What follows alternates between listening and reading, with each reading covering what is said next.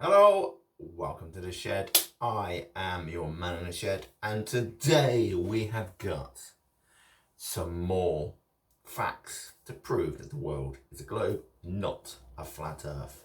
So if you're thinking, Andy, you've done a few flat earth videos and you're reading Genesis for the creationists, but you're not really coming up with anything about the creationists, do not fear, my friends. We have some videos on the way to prove evolution, because that's also a fact. And if you'd like to leave your comments about evolution, my creationist and flat earth friends, then please do, along with the comments which are going to somehow prove me wrong here. But we're going to get started anyway. Again, don't forget to like, share and subscribe so you can see more of this idiot proving the flat earth model and the creationist model wrong in a non-scientific way. Don't have a bachelor's, don't have a PhD, not an astrophysicist, but I do enjoy it. Anyway, so the moon is tidally locked, which means we only see one side of it. We only ever see that same side all the time. Tidally lock means that if this is the Earth and this is the moon, and yeah, I appreciate they are the same size and they're not the best model, an empty coffee jug and a sugar, it basically means that it's doing that all the time, which means we always see the same side. Sorry about the poor effects. We will maybe one day look to sort these out. But anyway, so basically a moon day lasts 29.5 days here on Earth because it's always facing the same side of the Earth. I know what you're thinking, Andy, that doesn't prove anything. That just tells you how long it takes the moon to do a circle. It doesn't prove that the moon is spherical, like I'm claiming the Earth to be. It could well be flat. Okay, so starting statement, yep, that is no proof. The fact that we have a moon is no proof that the world is flat. That the world isn't flat and that the world is indeed a globe. Yep, we're going to go with that one, okay? We'll accept, at the moment, I haven't proved by looking at the moon that the world is a globe. We haven't done that, but we're just about to. Okay, so like anything that has light on it, that light will cast a shadow. This is what happens to the dark side of the Earth. Okay, so again, we're gonna use my little things to imagine. Okay, this is the Earth. Distance, obviously, not to scale. This now isn't the moon. This is now the sun. Now, if it's shining onto this part or this side, 50% of the Earth, because half the planet is in daylight, half the planet is at nighttime. So the back end of the planet will cast the shadow. We don't see the shadow as such because we're in a void in space. However, the moon, which is quite close to us, at 238 miles, pretty damn close, it will cast a shadow onto the moon because that's how shadows work. So what does this have to do with the moon? The moon takes about 1 month. We've done that bit. Sorry about this. So yeah, we've done that bit. So as a new moon, you won't see the moon because it's fully to the sun, so it's in front of us. It doesn't mean it's going to cause an eclipse, because to have an eclipse it doesn't go round in a complete circle every time, because it's moving slightly. It doesn't always cut out the sun. However, because the sun is behind the moon, which is then in front of the Earth, you're not going to see the moon because it's too low for the sun. Remember, in the daytime, if you look up at the sun, and then at night time we look up at the moon, they're roughly the same size. So there's a big gap, and that shadow which the moon causes, which is what a solar eclipse is too low to hit the Earth. So again, it's quite a long way away, the moon, but in scale it's very close compared to the sun, which we are of course hurtling round in my model. So when the moon then is a full moon, we can see it, it's because it's fully lit by the sun. It's on the other side of the Earth, but not dark enough that it is going to be in the shadow of the Earth. However, this shadow of the Earth causes the moon to have its crescents, and they always start the same way. And there'll be a new moon, so you don't see the moon, and then you can gradually see the sun start to come, slight curve, a little bit more curve, a little bit more curve, half a moon. I'm not doing this day by day because you don't really need that. Half a moon, 3/4 of a moon, then you get pretty much a full moon, then you get your full moon, then you get your little bit of cloud going in front of it, and you hear the howling because of all the werewolves, but that's a totally different story. We'll get on to werewolves maybe one day. They're not real, they're all made up. But there you go. See, and then the crescent goes the other way, and this happens the same way every single month. All you gotta do, people, is wait till you start to see the moon.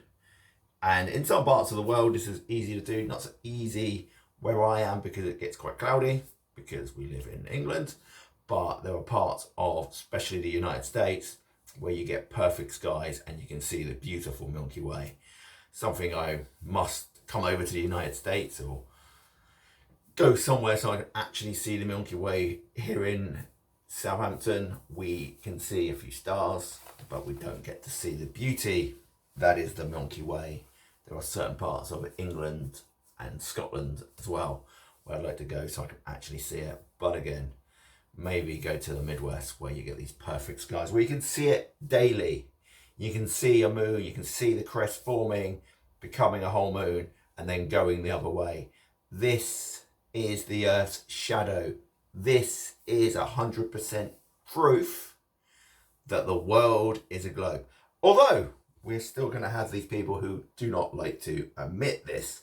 Okay, so we're now going to step onto your little pizza world, your little flat Earth world that you've come up with, the scale which is totally off. Anyway, if this was a fact that we lived on a flat Earth, why would the moon crescent? There is absolutely no need for the moon to crescent, because on whichever design model you have your little sun, which is really close to the Earth, literally just above the clouds, I think, or maybe a couple of thousand miles.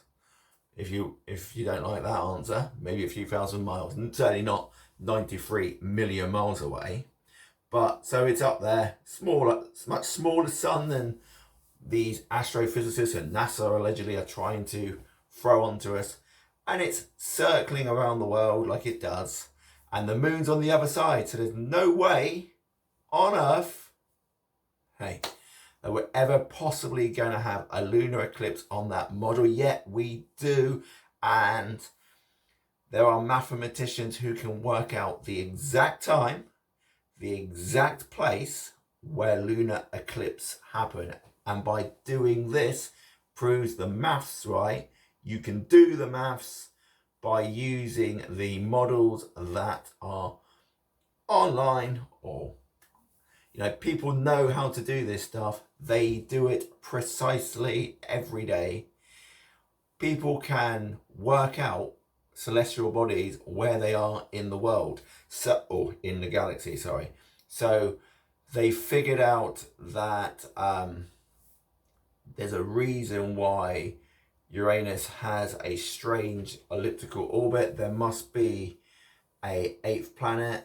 This is going back years ago, and within a few weeks they discovered Neptune, and there you go. There is the mathematical evidence that proves that these planets, which we happen to live on, are spherical, and the maths works. The fact is, it's done. We know about it. It is facts that there are planets. One, we live on. They are globes. End of discussion. That's it. And your bullshit about NASA, you don't need the science. It's literally, it's up there in the stars. Look up at night. Go and see what happens.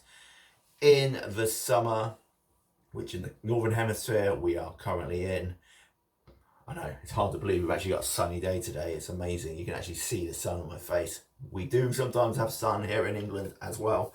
So the sun is out today. So hopefully tonight will be star free. We'll be able to go out and look up at some stars. Unfortunately, I'm not going to get to see the beauty of the Milky Way too much, but we'll hopefully get a couple of 100 stars that we can look up at. We'll see some of the moon, because the moon has been out the last few days. But it's a bit cloudy still, so we don't necessarily get the best view. Unlike you people in America, who in some states have the greatest view of all. And you are the people who should specially be thinking, the world is a globe. Anyway, this has been me proving once again, undeniably, that the world is a globe, not flat. We are going to go on to the sun next time, because that is another one which you're going to say, well, there's no way you can prove it. No one's been there. I do have another quick one to get done, because I was told on one of my previous videos that a helium balloon proves the world is flat and gravity doesn't work. I don't think he said that the world was flat, but he proved to me that proves to me that gravity doesn't work. So, a helium balloon. Helium is formed in our sun every day. It is the second most common gas in the whole universe. Not abundant on planet Earth, but throughout the universe it is. So every second, 700,000 million tons of hydrogen is turned to 695 million tons of helium, because the atoms in hydrogen, helium has an extra one, so that's how helium comes. So all the big stars off of the past, first generation stars after the Big Bang became, and once it cooled down a bit, hydrogen was pretty much everywhere. Gravity, a thing which you're not going to agree with here, it formed stars. These were massive, massive stars, so much bigger than our beautiful primary that we have now. They were made virtually 100% of hydrogen. They glowed blue. They burnt out so quickly. Once they'd used up all that fuel, they exploded. And this is fantastic, because this allowed second generation stars to form, which they did.